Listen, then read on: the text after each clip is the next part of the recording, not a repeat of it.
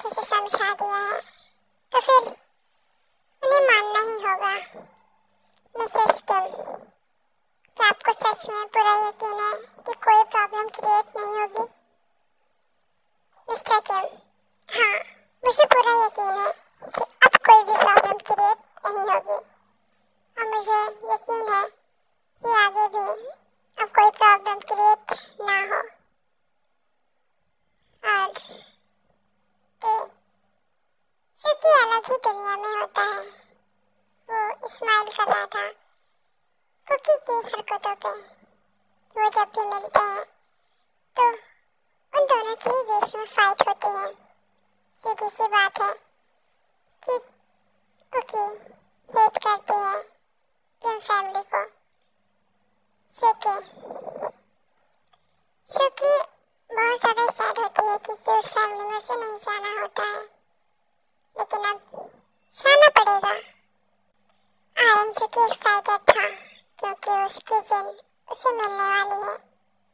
ऐसे ही एक हफ्ता बीत जाता है। आज इन लोगों की शादी का दिन था। किसी के भी फेस पे कोई रिएक्शन नहीं होता है। बहुत ज़्यादा मीडिया वाले आए होते हैं। सब शो की बहुत ज़्यादा ही अब इन लोगों की पिक्स ले रहे थे और फोटोज क्लिक हो रही थी। कितना बोरिंग है ये सब, कब खत्म होगा और कब हम घर जाएंगे।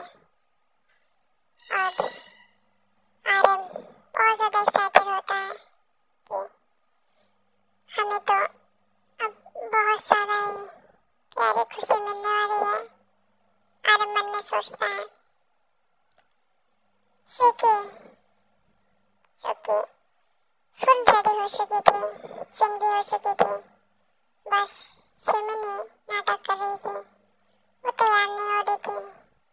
तो फिर शुकी और जिन दोनों ही कहते हैं कि बेबी तैयार हो जाओ, वरना हम तुम्हारे जोजो को तुमसे दूर कर देंगे। तो फिर शिमी रोने लगती है।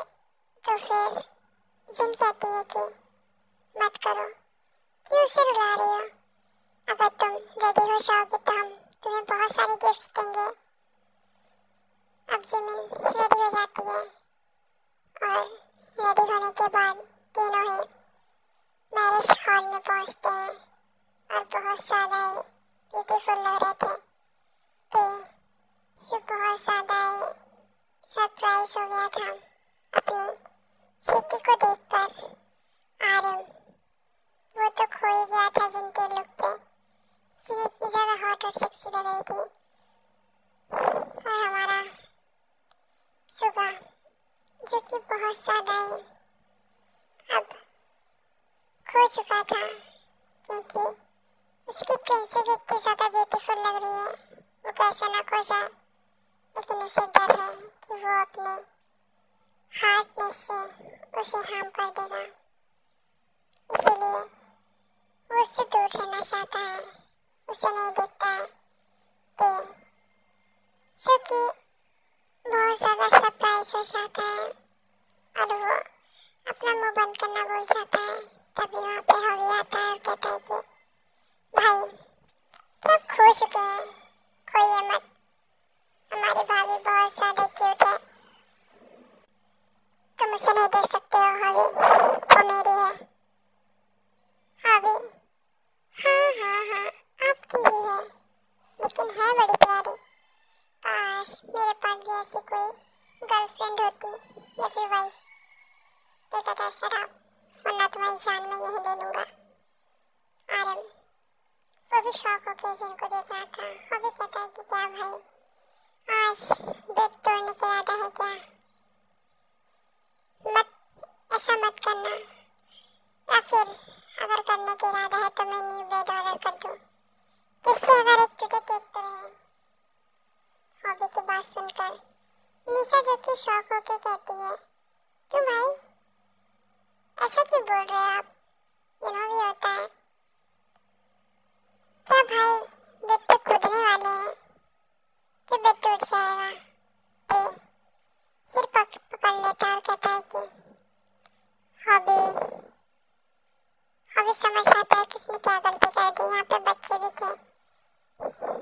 से कहता है कि जाओ, तुम्हें डैड बुला रहे हैं। लिसा जो कि नहीं जाती है, तो हॉबी कहता है कि जाओ, डैड बुला रहे हैं। और डैड की बात तो मानोगी ना तुम?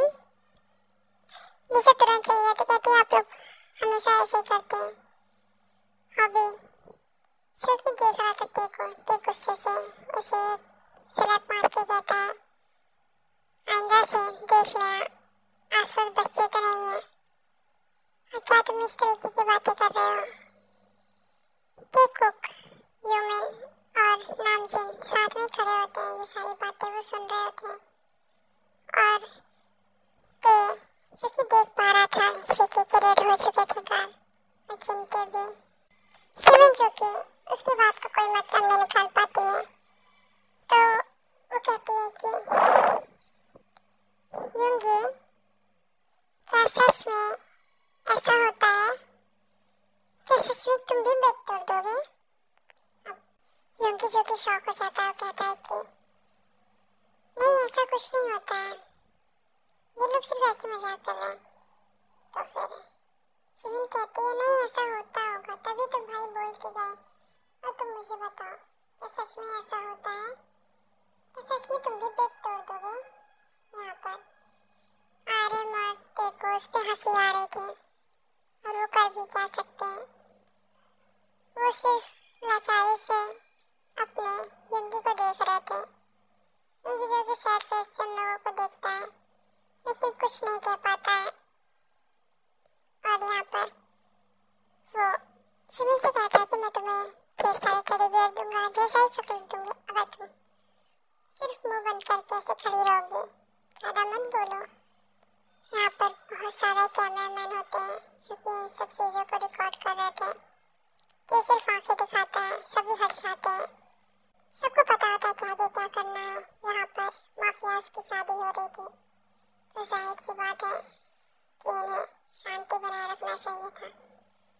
अब उनकी ख्याल नहीं, तेजो की शिकी के पास जाता और कहता है कि वैसे अगर तुम चाहो तो मैं भी बेड ऑर्डर कर लूँ, क्योंकि हो सकता है कि बेड टूट जाए, क्योंकि तुम भी तो ज़्यादा हॉट हो ना, इसलिए। शिकी कहती है खबरदार जो तुमने मुझे हाथ पे लगाया, मैं तुम्हारा हाथ तोड़ के तुम्हें मुंह में दे दूंगी, समझ में? शराफत से खड़े रहो, वरना मुझे यहाँ से जाने में देर नहीं लगेगी। ते कहता है कि अब तुम यहाँ से नहीं जा सकती, एक कदम आगे बढ़ाते तो दिखाओ, टांगे तोड़ के हाथ में दे दूंगा, समझ में?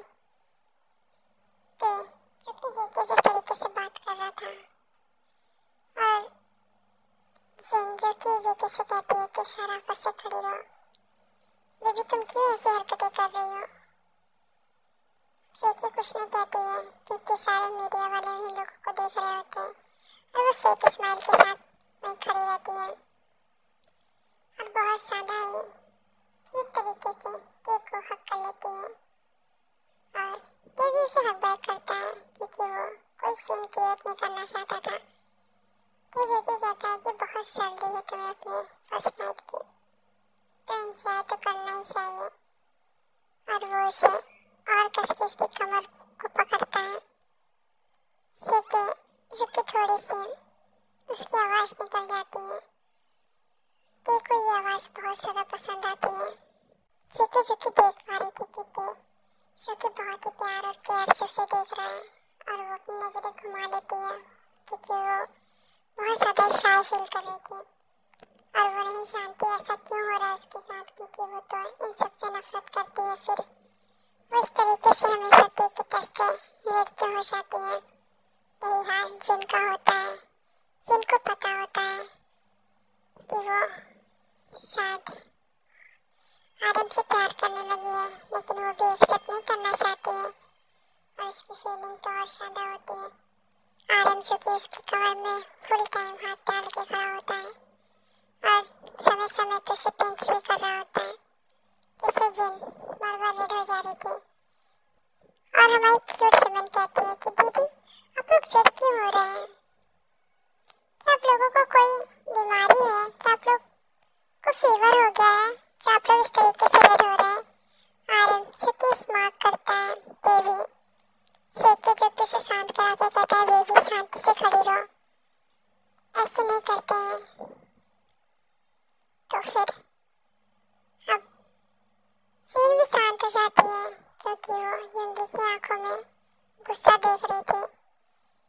वो उससे गुस्सा था क्योंकि शोकी शिमिन को कहता है कि शिमिन शांति से खड़ी हो, कोई सीन क्रिएट मत करो, क्योंकि वो इरिटेट हो रहा था शिमिन के इस बचपने से और वो बहुत ज़्यादा ही इन सब चीज़ों को इग्नोर करना चाहता था लेकिन कर नहीं पा रहा था। ये पार्ट में यही एंड करती हूँ। नेक्स्ट पार्ट में जानेंगे अब आगे क्या होगा। क्या यूमिन में प्यार नहीं होगा या फिर टेकुक में ऐसी लड़ाई होती रहेगी, क्या नामजून एक हो पाएंगे, तो ये सब अब नेक्स्ट पार्ट में पता चलेगा। Bye, Anmi Sarangi, love you so much अनमी।